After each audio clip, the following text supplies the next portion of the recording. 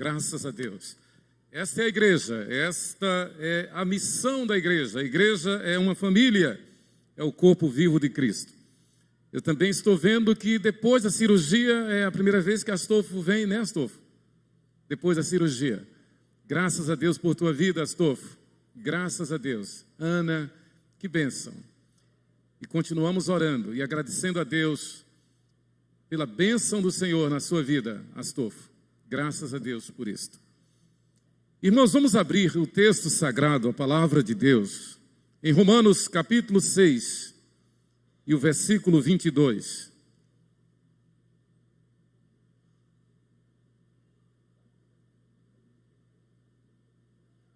Romanos capítulo 6. Mesmo sendo um versículo, fiquemos de pé, irmãos, para a leitura da palavra.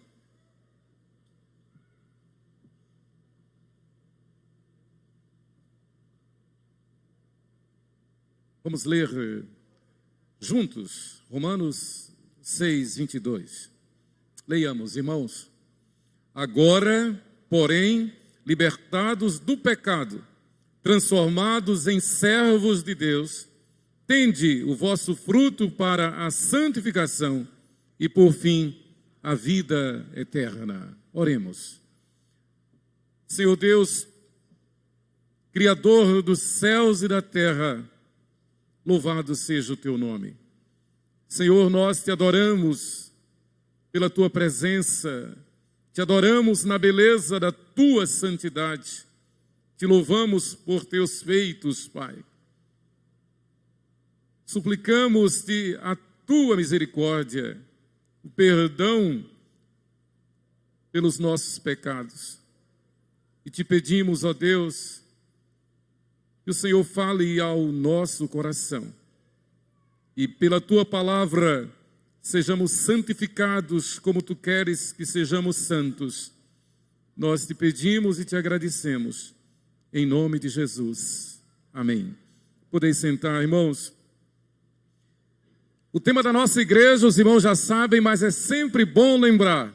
E lembrando que todas as atividades, toda a programação e deve ser feita em torno deste tema, santificação. O versículo-chave, este que está aí o tema, o versículo-chave, segui a paz com todos e a santificação, sem a qual ninguém verá o Senhor. Hebreus 12, 14. E neste mês o subtema é a alegria do cristão está na santificação. Vamos dizer juntos, irmãos, este tema, a alegria do cristão está na santificação. Isto é fundamental, isto é indiscutível, este é um pré-requisito indispensável para a verdadeira alegria, a santificação. É esta a tese de toda a Bíblia. Havia alegria no Éden antes de Adão e Eva pecar. A Bíblia diz que nosso Senhor Jesus, em troca da alegria que lhe estava proposta, optou, suportou a cruz, em troca da alegria que lhe estava proposta. Que alegria? A alegria de saber que há um povo resgatado, há um povo regenerado, há um povo justificado, há um povo adotado, há um povo em franca santificação, e que caminha para a glorificação.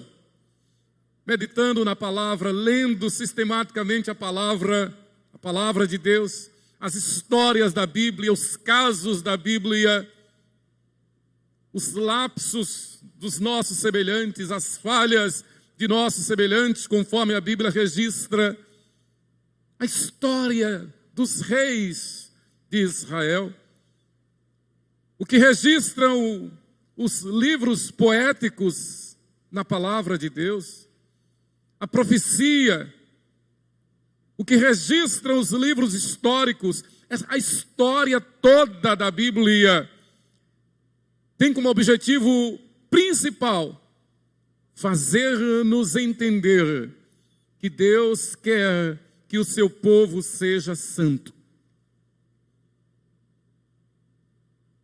E Uma das manifestações dessa santidade é exatamente a alegria. Alegria que o mundo não conhece. Aliás, toda vez que o povo de Deus tentou encontrar alegria fora da santidade, o povo se deu mal. Em alguns casos, provou não ser povo de Deus. O que nós temos visto com a igreja no mundo todo, especialmente na Europa, na América do Norte, é exatamente a consequência, o retrato vivo de uma igreja que tentou alegria fora do projeto de Deus, tentou a alegria fora do plano de Deus, tentou a alegria fazendo concessões ao mundo e se deu mal. A igreja se acabando na Europa e em muitas partes na América do Norte. Queridos, a alegria é um dos atributos do fruto do Espírito. O fruto do Espírito é um só: amor, alegria, paz, longanimidade, benignidade, bondade, fidelidade, mansidão, domínio próprio. É um fruto só. Alegria é um dos seus atributos. O dicionário diz que alegria é contentamento, satisfação, prazer moral, festa. Eu gosto muito quando o dicionário diz prazer moral, não imoral, prazer moral, condizente, condigno, decente, reverente, santo. Esta é a alegria. É o dicionário quem está dizendo. Então dá para perceber que aquilo que em muitos aspectos o mundo chama de alegria, na verdade não é mais nada menos do que nuvem passageira, que como o vento se vai, como disse Hermes Aquino. A alegria da humanidade é paupérrima, a alegria da humanidade é falha, a alegria da humanidade é falsa. Na verdade, se nós prestarmos atenção, todo esforço da humanidade, todo esforço do homem, todo projeto é em função de encontrar um lugar de alegria, alguma coisa que lhe dê prazer. As conquistas, a busca pelo trabalho, pelo dinheiro, por uma melhor condição de vida, por um melhor status, por uma melhor qualidade de vida, para que essa equação tenha como resultado alegria. Mas é interessante que nós sabemos, essa alegria do mundo é falsa. Aliás, não tem nada de interessante. É a realidade, é a concretude.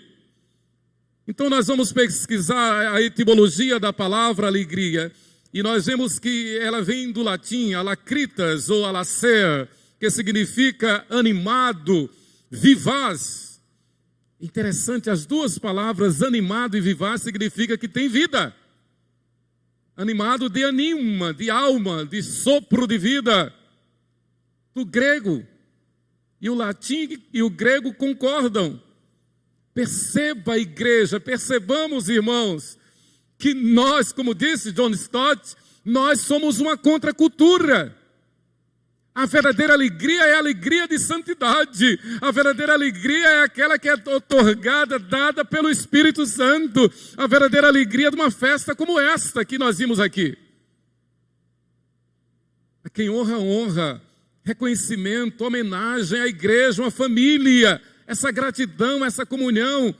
Como bem colocou o pastor Lucas, às vezes algum irmão tem algum motivo de tristeza, mas estampa alegria, estampa um sorriso. Isto é obra de Deus, é a obra da igreja. E aqui eu faço um parênteses, por isso que nós amamos o congregar. Por isso que nós não devemos abrir mão de congregar. Por isso que o escritor da epístola aos Hebreus diz de forma enfática, imperativa, que não devemos deixar de congregar. Nós temos necessidade de congregar. Nós temos necessidade de estar juntos. Na nossa congregação, na nossa reunião, na nossa assembleia, como diz o escritor da epístola aos Hebreus, ele chama a igreja de universal assembleia de Deus. Aqui em Hebreus.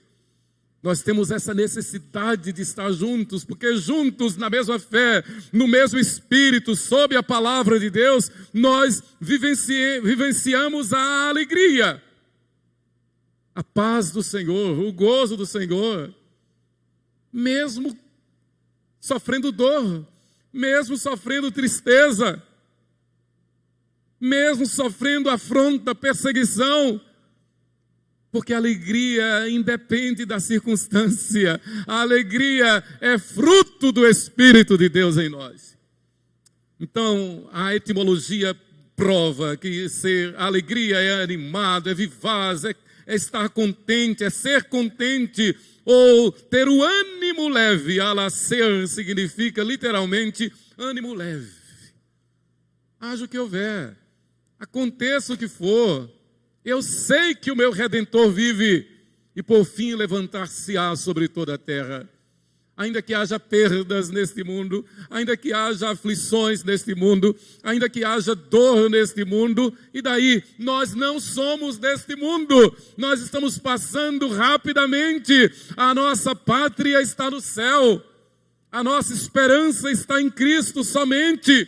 A nossa vida aqui na terra é sim uma batalha. Nós estamos em campo de batalha, sabendo que essa batalha vai passar, essa batalha vai cessar, mas sabendo que nela nós já somos mais do que vencedores. Isto não é coach, isto não é autoajuda, isto não é poder do pensamento positivo, isto não é palavra motivacional, não. Isto é teologia bíblica. É Cristo em nós, a esperança da glória. A Bíblia é repleta de lições sobre a alegria. Se a alegria é algo bom e bom só existe um que é Deus, então a alegria só pode vir de Deus. Eu repito esse silogismo. Se a alegria é algo bom e bom só há um que é Deus, então a alegria só pode vir de Deus. Sem Deus não dá. Sem Deus não tem alegria. Se queres fazer festa, faça culto. Se queres fazer festa, faça para testemunhar de que você é santo. Se queres fazer festa, não faça para agradar o mundo, porque o mundo jaz no maligno. Se queres fazer festa, faça para mostrar que você é separado do mundo. O mundo pode achar ruim, mas e daí? Nós não estamos aqui para agradar o mundo, nós estamos aqui para agradar a Deus. E o nosso catecismo é categórico, o nosso objetivo principal, o fim supremo pelo qual nós existimos, é para amar a Deus, glorificá-lo e gozá-lo para sempre. Significa que a nossa alegria é no Senhor, está no Senhor. Às vezes pode vir uma situação de dor, de tristeza, podemos estar tristes, mas jamais ser tristes. Podemos estar tristes por alguma circunstância, mas o nosso interior se renova de glória em glória. O nosso interior renovado pela alegria. E depois sim da tempestade vem a bonança. Depois de uma noite de choro, vem a alegria pela manhã, com certeza. Então, de acordo com o nosso subtema aqui em fevereiro, a alegria do cristão está na santificação. Queridos, o apóstolo Paulo aqui em nosso texto base, quando ele diz agora, porém, libertados do pecado, transformados em servos de Deus, tendes o vosso fruto para a santificação e por fim a vida eterna. Ele está mostrando à igreja lá em Roma o efeito decorrente da libertação que nós obtivemos, da escravidão onde outrora estávamos pelo pecado. E agora libertados pelo poder do sangue de Jesus, do nome de Jesus. Então Paulo está exortando, Paulo está confortando, consolando a igreja lá em Roma, que já sofria terrível perseguição. Em outras palavras, Paulo está dizendo, não desanimem, não tenham medo, não duvidem, não olhem para trás. Esta peleja é nossa, esta peleja já é ganha. Esta guerra nós já vencemos. Agora, porém, libertados do pecado, transformados em servos de Deus, tendes o vosso fruto para a santificação. Não se deixem levar pelo mundo, não se deixem levar pela tristeza, não se deixem levar pela perseguição, pela afronta, não se deixem levar pela perturbação. Animem-se no Senhor, porque nós já estamos livres, nós já estamos libertados do pecado. Em perfeita sintonia com o que ele diz no versículo 11, veja, Romanos 6, versículo 11. Assim também vós considerai-vos mortos para o pecado. Então não tem graça nenhuma, né? Um crente servir ao pecado. Não tem graça nenhuma o crente fazer festa para agradar ao mundo. Não tem graça nenhuma o crente zombar da santidade de Deus e permitir-se assim viver uma forma, um estilo, uma maneira de vida que contradiz a santidade, que se opõe à santidade. E muitos dizem que fazem isso para mostrar que são fortes e que não vão cair. Já caiu. Já caiu. Porque a Bíblia diz que o santo foge até da aparência do mal, do pecado. Vez por outra nós vemos cristãos posando com a garrafa de cerveja, posando numa farra, posando na bebedeira. Precisa conhecer a libertação que nós temos em Cristo Jesus. Quem foi liberto pelo sangue de Jesus foge até da aparência do mal. O apóstolo Paulo diz, olha, se você come legumes e legumes escandalizam, irmão, deixe de comer legume. Nosso Senhor Jesus diz de forma muito clara, imperativa, ai daquele que escandalizar um destes pequeninos. Então nós temos que viver não para mostrar que nós somos o tal. Nós temos que viver não para mostrar que nós somos capazes. Nós temos que viver para mostrar que Cristo vive em nós e que Ele nos satisfaz. Nós temos que viver para mostrar ao mundo que a alegria do mundo é falsa. Não tem ânimo, não tem contentamento, não tem animação, não é vivo, é falso, é passageiro, não tem ânimo leve, pelo contrário. O mundo é egoísta, é ganancioso, é malvado, é hipócrita. Então Paulo nos lembra que essa vitória nós obtivemos graças ao sacrifício de Jesus. Em Romanos 6, versículo 4, Paulo ainda diz, fomos, pois, sepultados com ele na morte pelo batismo, ou seja, o nosso velho homem morreu, o homem do mundo morreu, somos novas criaturas, fomos, pois, sepultados com ele na morte pelo batismo, para que, como Cristo foi ressuscitado dentre os mortos pela glória do Pai, assim também andemos nós em novidade de vida. Novidade de vida não conforme o mundo. Novidade de vida não conforme o meu querer, o meu pensar. Novidade de vida não conforme o ecumenismo. Não, o cristão não é ecumênico. O cristão é santo, é separado por Deus. Ele tem consciência da sua identidade, de que serve ao Deus único e verdadeiro, o Deus de Israel, que é regido pelo Espírito Santo. Não há concessão. E mais uma vez, citando o que a gente aprende na leitura sistemática da Bíblia, a gente fica pensando por que um homem como Salomão caiu. E que queda feia de Salomão. Por causa da sua queda, o reino foi dividido. Israel entrou em desgraça. Por que Salomão caiu? O homem mais sábio do mundo. O homem de quem Deus se agradou e lhe deu sabedoria. Salomão caiu justamente porque fez concessões ao mundo. Fez concessões ao mundo. Tentou agradar ao mundo. Exatamente por isso. E ele sabia, ele tinha consciência, mas se deixou levar pela vaidade. Por isso ele disse: vaidade de vaidade, tudo é vaidade.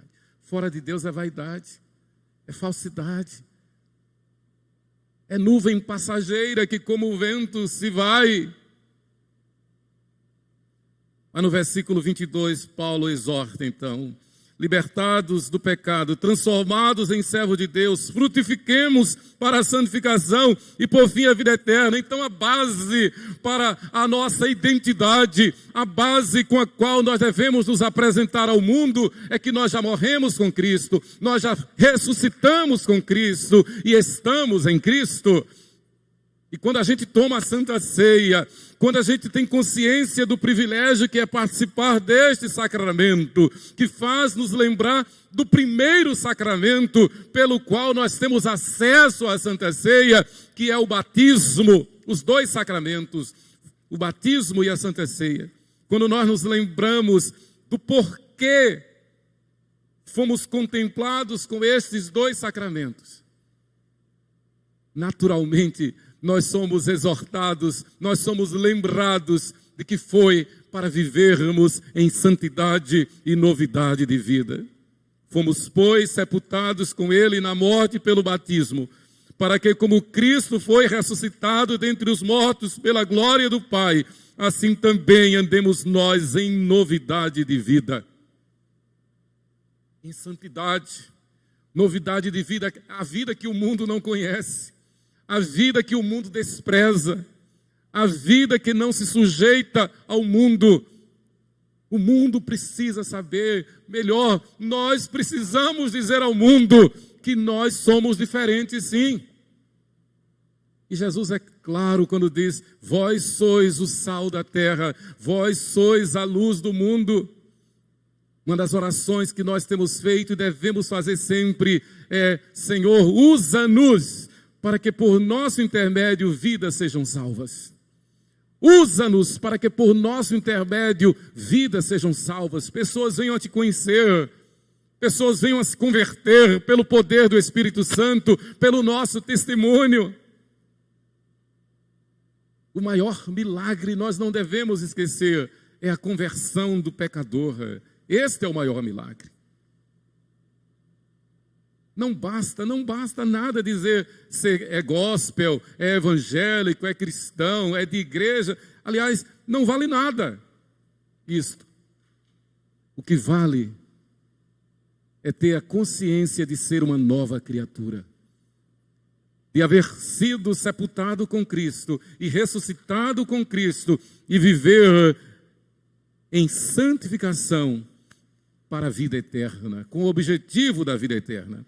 A alegria do cristão está na santificação, irmãos. Primeiro, a santificação lembra que fomos libertados do pecado.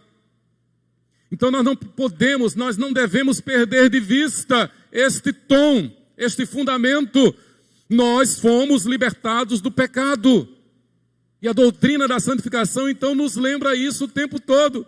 Do contrário, nós vamos ser passivos. Do contrário, nós vamos cair. Do contrário, nós vamos ser infrutíferos. Do contrário, nós vamos ser apenas religiosos. Mas não foi para isso que o Senhor nos chamou. O Senhor nos chamou para sermos santos como Ele é santo.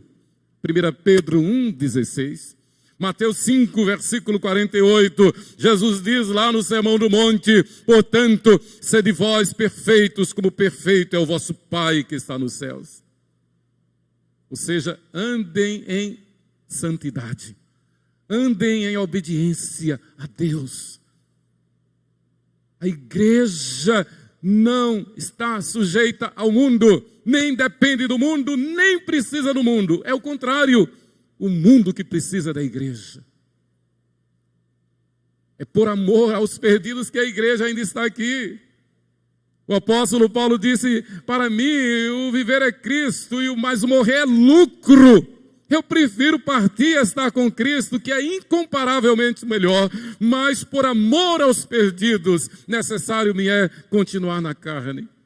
Então nós só estamos aqui, irmãos, para dar testemunho do Evangelho. Nós só estamos aqui para, conforme a vontade de Deus, e Deus se agradando de nós, sermos instrumentos para que por nosso intermédio, alguns dos eleitos venham a confessar Jesus como Senhor e Salvador. Queridos, a santificação lembra que nós somos libertados do poder do pecado. É exatamente isso que nos diz a Confissão de Fé de Westminster. Abre aspas, Confissão de Fé de Westminster. Os que são eficazmente chamados e regenerados, tendo sido criado neles um novo coração e um novo espírito, são, além disso, santificados real e pessoalmente pela virtude da morte e ressurreição de Cristo, por sua palavra e por seu Espírito que neles habita. O domínio de todo o corpo do pecado é destruído, as suas várias concupiscências são mais e mais enfraquecidas e mortificadas, e eles são mais e mais vivificados e fortalecidos em todas as graças salvadoras para a prática da verdadeira santidade, sem a qual ninguém verá o Senhor. Confissão de Fé de Westminster, capítulo 13 da santificação, escrita no século 17, 1643 a 1648, em Westminster, em Londres. Em perfeita sintonia com o que está em Hebreus, capítulo 12, versículo 2. Veja comigo esse texto, Hebreus 12, versículo 2. Diz assim: olhando firmemente para o autor e consumador da fé, Jesus, o qual, em troca da alegria que lhe estava proposta, suportou a cruz, não fazendo caso da ignomínia, e está assentado à destra do trono de Deus.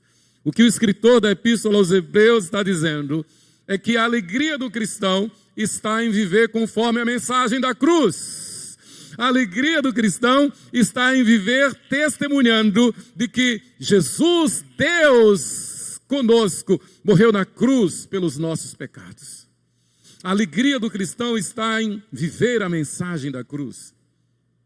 Eu era criança e eu não entendia, porque muitos pregadores oravam e diziam: Senhor, esconde-me atrás da cruz.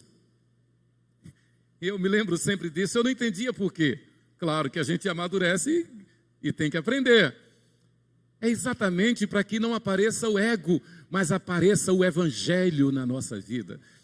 Senhor, esconde-me atrás da cruz, para que apareça a mensagem do Evangelho. A cruz é a mensagem do Evangelho. A cruz aponta para o fato, a cruz vazia, para o fato de que Deus se fez carne e veio habitar entre nós. E, como diz Hebreus 12, 2, trocou a alegria que Ele estava proposta, essa alegria que Ele nos concede, de sermos santos e de termos a vida eterna, trocou pela sua morte na cruz. E ao nosso redor há pessoas perdidas. Ao nosso redor há filhos pródigos. Em nosso meio há filhos que foram criados na igreja, batizados na infância, e hoje estão distantes da igreja.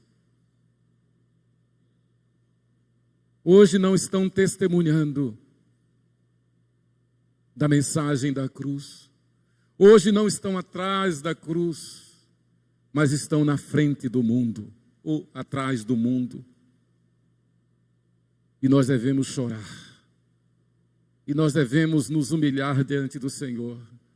E nós devemos mais e mais buscar a santificação para obtermos vitória na intercessão, na oração, nessa batalha de oração em favor dos perdidos, como é o slogan desse ministério glorioso, Desperta Débora, mães ajoelhadas para que os seus filhos estejam de pé. Significa que há um ministério de mulheres orando pela conversão dos filhos, para que voltem para Jesus. Mas em segundo lugar, a alegria do cristão está na santificação, primeiro, porque ela nos lembra a santificação que fomos libertados do pecado. Segundo, porque a santificação lembra que fomos feitos servos de Deus. Nós não fomos feitos indivíduos não governamentais. Como bem diz o presbítero Gervásio, nós não somos indivíduos não governamentais, nós não fomos feitos religiosos, nós não fomos feitos ecumênicos, nós não fomos feitos humanistas, secularizados, não! Nós somos feitos servos de Deus. Ser servo de Deus é ser mordomo de Deus. Ser servo de Deus é ter a consciência de que em tudo e por tudo é Ele quem governa a nossa vida. E diante dEle nós devemos estar o tempo todo. E não devemos tomar nenhuma decisão, não devemos tomar nenhuma decisão sem a sua bênção, sem a bênção dEle. Sem obediência à sua palavra. Sem submeter-nos aos seus decretos, aos seus conselhos.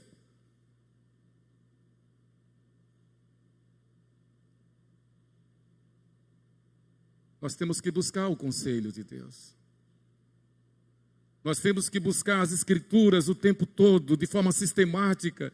Jesus nos lembra, errais, não conhecendo as Escrituras nem o poder de Deus. E Jesus falou isso para os doutores da lei.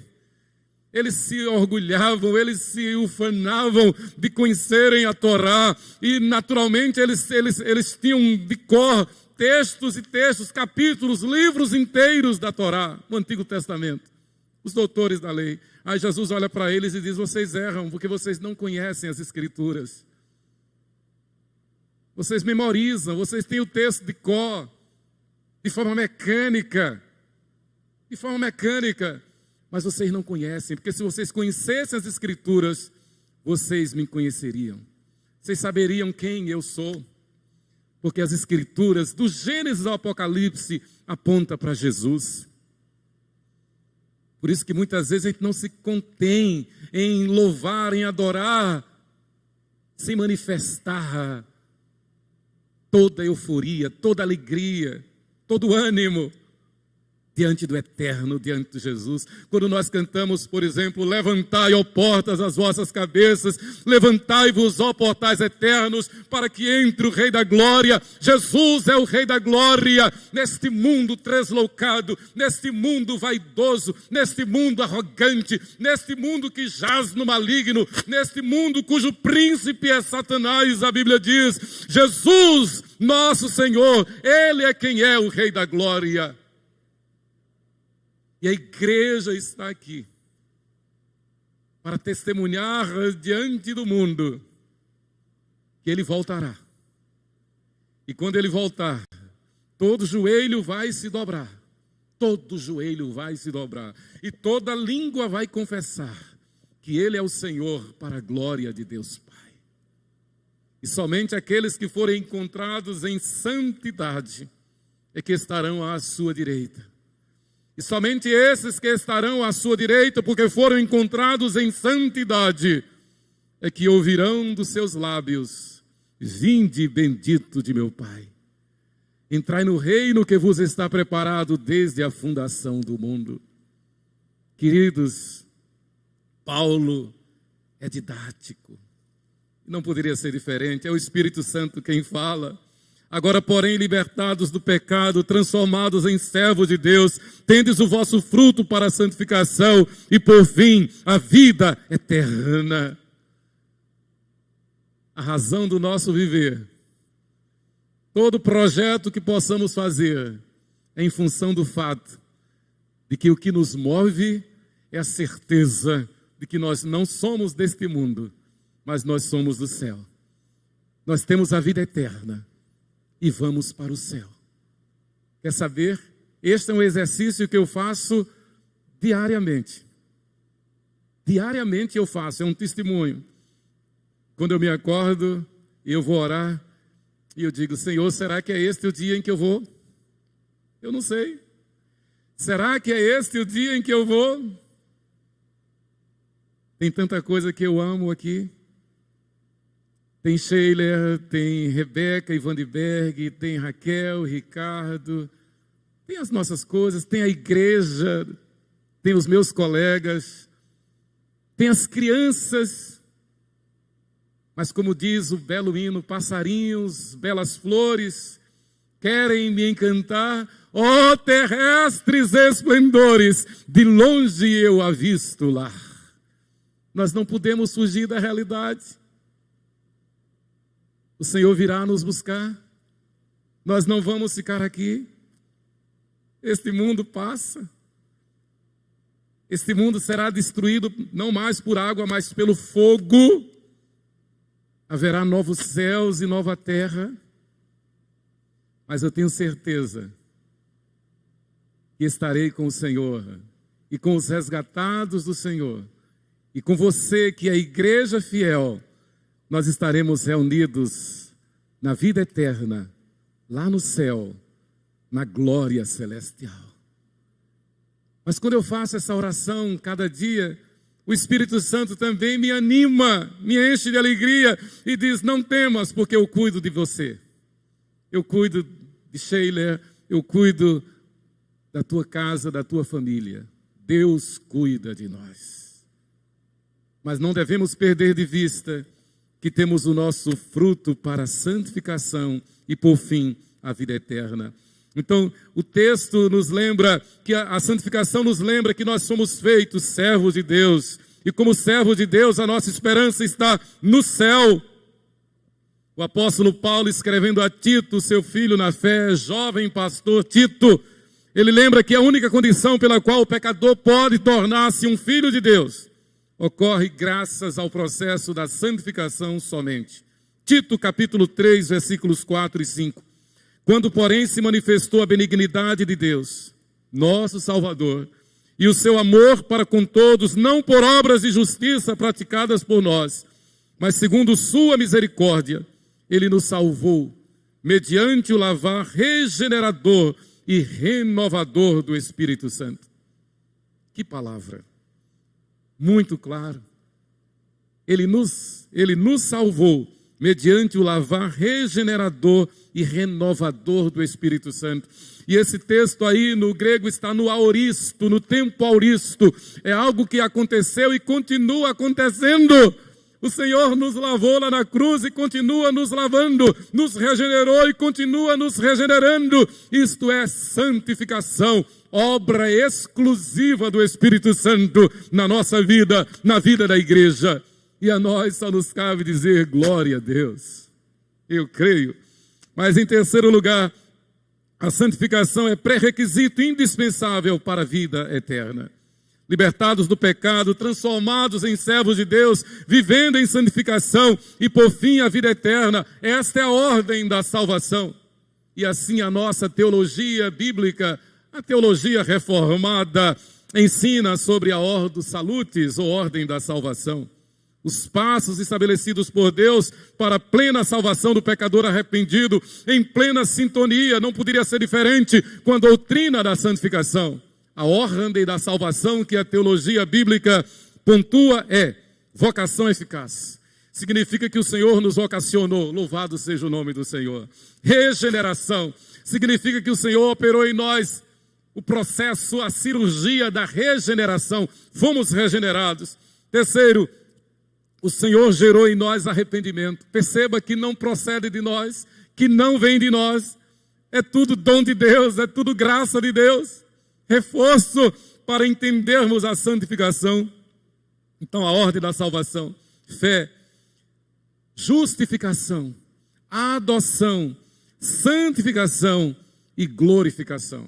Então, quando alguém te perguntar qual é a ordem da salvação conforme a teologia bíblica, você tem na ponta da língua: vocação eficaz, regeneração, arrependimento, fé, justificação, adoção, santificação e, por fim, a vida eterna, a glorificação. Nos alegramos, vivemos em função do fato de que vamos para a glória eterna. O trabalho que a gente faz, o estudo que a gente obedece, as nossas atividades, o nosso cotidiano, o nosso viver, as nossas emoções, o nosso dia a dia, o nosso trabalho, o nosso salário, a nossa vida é em função da vida eterna, da glorificação, da glória celestial. Os sábios que escreveram a Confissão de Westminster e mais uma vez eu cito, bem como os nossos catecismos maior e menor, eles seguiram exatamente essa doutrina. E eu repito, a pergunta número 1 do catecismo maior: qual é o fim supremo e principal do homem? A resposta é: o fim supremo e principal do homem é glorificar a Deus e gozá-lo eternamente. O que você tem feito tem glorificado a Deus? O que você tem feito tem dado prova de que é Deus quem te satisfaz? Que você se satisfaz em Deus? Que Deus é o teu gozo, é o teu deleite, é o teu prazer? É assim que a Bíblia nos ensina. O nosso prazer está em Deus, o nosso gozo está em Deus, a nossa alegria está em Deus. A alegria do Senhor é a nossa força. E o apóstolo Paulo então completa esse raciocínio acerca do plano de Deus para a salvação, quando no último versículo desse capítulo 6 de Romanos, ele diz, Romanos 6, 23, porque o salário do pecado é a morte, mas o dom gratuito de Deus é a vida eterna em Cristo Jesus, nosso Senhor. Todo o trabalho da igreja, todo o ministério da igreja, toda a atividade da igreja, toda a agenda da igreja, em função da santificação, deve ser em função da santificação. E eu concluo, no mundo de tanta tristeza, de tantas notícias ruins, de tanta maldade, e que ao mesmo tempo promete dias melhores, promete felicidade, promete segurança, promete alegria, podemos afirmar, conforme a palavra de Deus, que somente é possível a verdadeira alegria quando se tem a certeza da salvação e da vida eterna na glória celestial. O que se obtém tão somente graças à salvação em Cristo e à santificação do Espírito Santo, conforme a vontade de Deus. A nossa resposta a um mundo em crise, a nossa resposta a um mundo tenebroso, a este mundo mau, é que a nossa alegria está em ser santos como o Senhor quer que nós sejamos santos. Que Deus nos abençoe. Amém. Nós teremos uma música e em seguida vamos para a Santa Ceia.